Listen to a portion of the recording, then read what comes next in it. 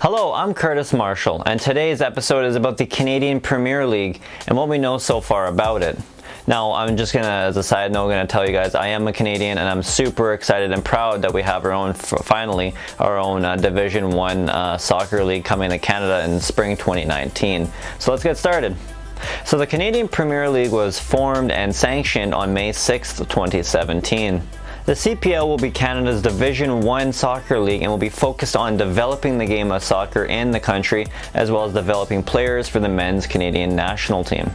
The Canadian Premier League will be run more akin to a European league, as they will not have playoffs. It will be a single table standing, which means whichever team finishes first in points wins that year's championship.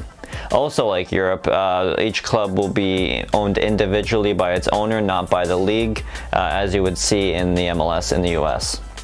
Earlier this year, the league hired David Klanakin as their first ever commissioner, as well as Paul Byrne, and a really high up there soccer executive in Canada, to be the president of the league. And of course, they've also hired former Canadians men's national team member James Easton as the vice president.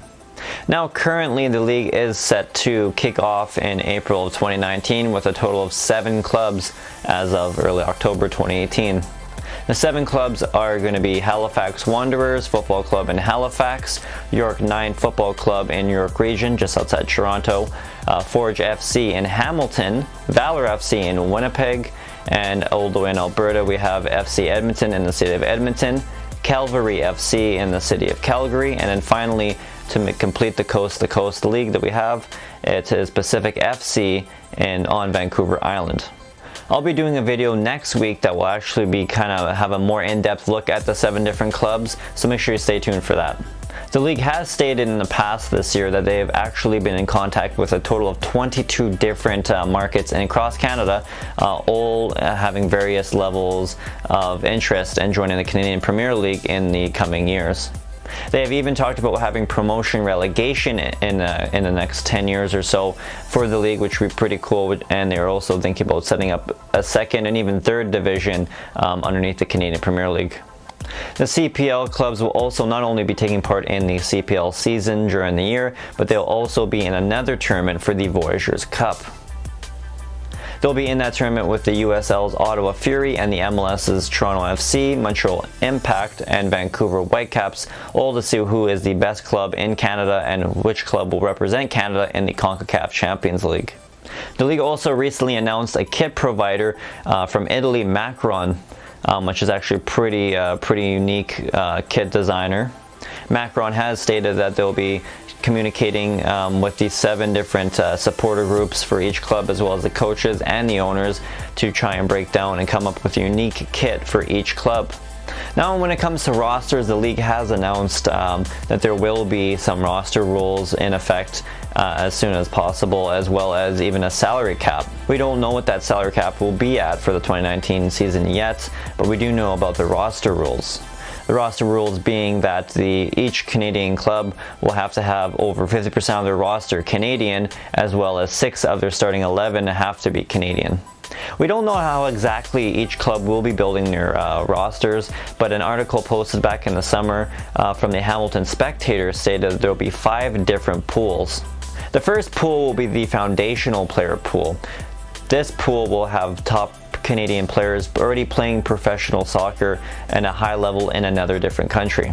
The second pool will be the up-and-coming player pool. This player pool will have players that will be coming from other lower professional leagues across Europe and the Americas.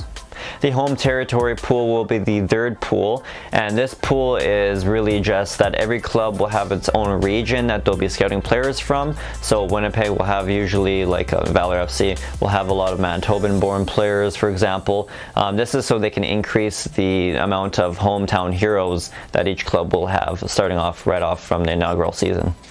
The fourth pool will actually be a draft, and that's how they'll be drafting the youth sports players. So they'll have a draft probably at least before the inaugural year, drafting all the top college kids and university kids that are Canadian. This will be kind of similar to the MLS's Super Draft every January, where they draft all the top American-born students who are players coming from university or colleges. They get drafted into an MLS club. The final player pool will actually be the open market, meaning that the fifth and final pool, the teams can just go out there and sign free agents or even buy players via the transfer window. Currently, the league is actually running open trials from coast to coast, starting back in September when it started in Halifax and will end in early November and on Vancouver Island.